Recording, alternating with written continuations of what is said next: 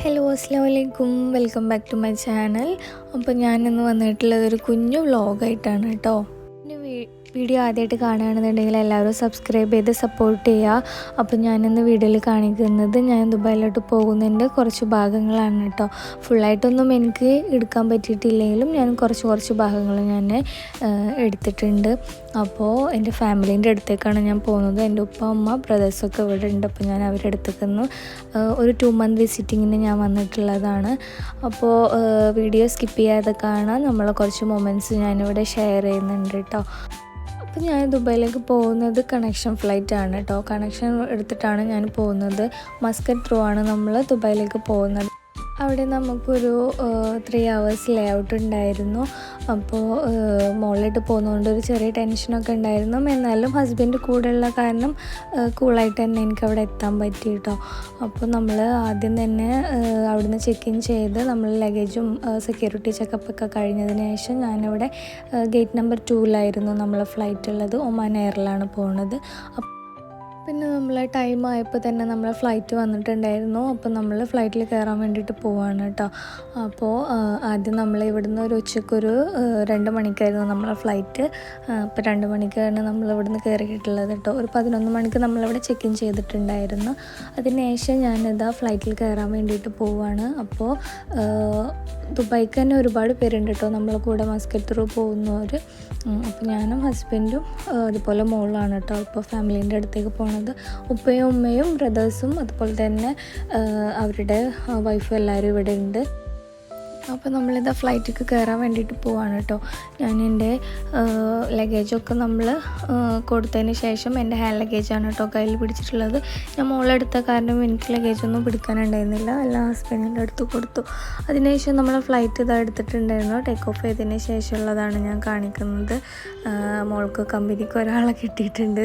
തൊട്ട ഫ്രണ്ടിൽ തന്നെ ഒരു ബേബി ഇതുപോലെ ഉണ്ടായിരുന്നു കേട്ടോ. അങ്ങനെ ഫ്ലൈറ്റിൽ കുഴപ്പമൊന്നുമില്ലാതെ നല്ല സർവീസായിരുന്നു. അടിപൊളി ഫ്ലൈറ്റായിരുന്നു കേട്ടോ. ഒമാൻ എയർ എന്ന് പറഞ്ഞാൽ നമുക്ക് നല്ല ഫുഡാണ് അവർ പ്രൊവൈഡ് ചെയ്തിട്ടുണ്ടെങ്കിൽ അതുപോലെ തന്നെ നല്ല സർവീസായിരുന്നു.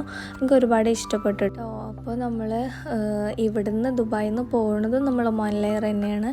അതുപോലെ തന്നെ അവിടെ എത്തിയതിന് ശേഷം നമ്മൾ മസ്കറ്റിൽ നിന്ന് പോകുന്നതും അതുപോലെ ഒമാൻ എയർ തന്നെയാണ് കേട്ടോ. ദുബായ്ക്ക് അവിടുന്ന് കുറച്ചേ ഉണ്ടായിരുന്നുള്ളൂ. അപ്പോൾ നമ്മളെ ഫുഡ് വന്നിട്ടുണ്ട്. നല്ല അടിപൊളി ടേസ്റ്റുള്ള ഫുഡാണ് കേട്ടോ നമുക്ക് കിട്ടിയിട്ടുണ്ടായിരുന്നത്. ചിക്കൻ മജ്ബൂസും അതുപോലെ തന്നെ ഒരു പുഡിങ് ഉണ്ടായിരുന്നു. ദെൻ നമുക്ക് ബണ്ണും ബട്ടറും അതുപോലെ തന്നെ ജ്യൂസ് നമുക്ക് ഫ്ലേവേഴ്സ് ഉണ്ടായിരുന്നത് ആപ്പിൾ, മാംഗോ അതുപോലെ തന്നെ മുസംബി ആയിരുന്നു കേട്ടോ. ഞാൻ മാംഗോ ജ്യൂസാണ് മേടിച്ചത്. ഹസ്ബൻഡ് ആപ്പിൾ ജ്യൂസാണ് കേട്ടോ മേടിച്ചിട്ടുണ്ടായിരുന്നത്.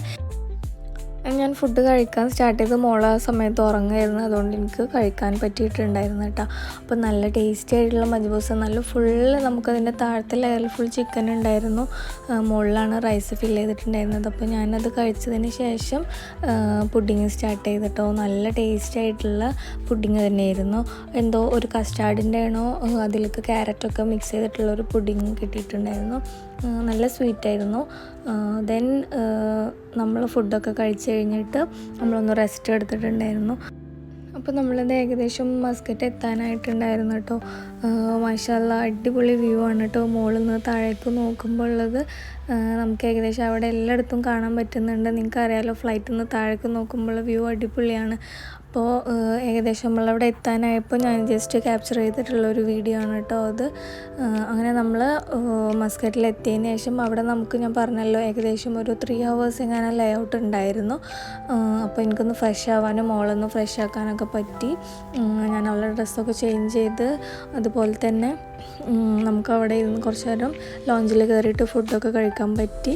അതിന് ശേഷമാണ് നമുക്ക് ദുബായിലേക്ക് അവിടുന്ന് ഒരു 1 hour ട്രാവലേ ഉണ്ടായിരുന്നുള്ളൂ.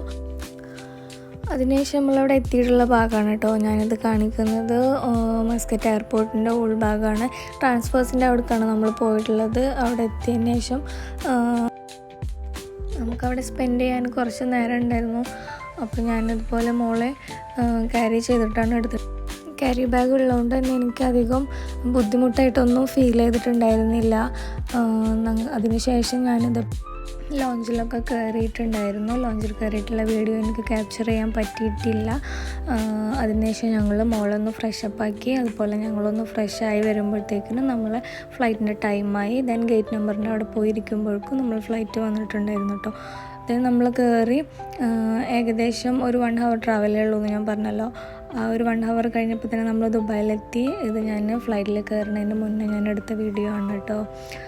അപ്പോൾ നമ്മൾ ഒമാൻ എയർ തന്നെയാണ് കേട്ടോ അവിടെ നിന്നുള്ള ഫ്ലൈറ്റ്. തന്നെ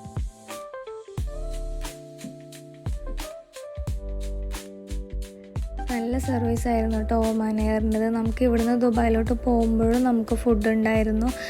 ഇതിന് ഒരു 1 hour ആയത് കാരണം അവർ ജസ്റ്റ് ഒരു ചിക്കൻ സാൻഡ്വിച്ചും ജ്യൂസും ആണ് കേട്ടോ പ്രൊവൈഡ് ചെയ്തത്. നമ്മൾ ഏകദേശം ദുബായിലെത്താനായപ്പോൾ ഞാൻ എടുത്തത് നൈറ്റ് ആകുമ്പോഴാണ് കേട്ടോ നമ്മളവിടെ എത്താനായത്. അങ്ങനെ അൽഹംദുലില്ലാ നമ്മളവിടെ സേഫായിട്ട് എത്തി. ഇനി ഇവിടെ നിന്നുള്ള വീഡിയോസ് ഇൻഷാ അല്ലാഹ് ഞാൻ ഇടുന്നതാണ്. അപ്പോൾ എല്ലാവരും എൻ്റെ വീഡിയോ സബ്സ്ക്രൈബ് ചെയ്ത് സപ്പോർട്ട് ചെയ്യുക. അപ്പോൾ ഞാൻ നെക്സ്റ്റ് വീഡിയോ ആയിട്ട് വരുന്നത് വരെ ബൈ ഫ്രം ഷഫ്ല റോഡ്.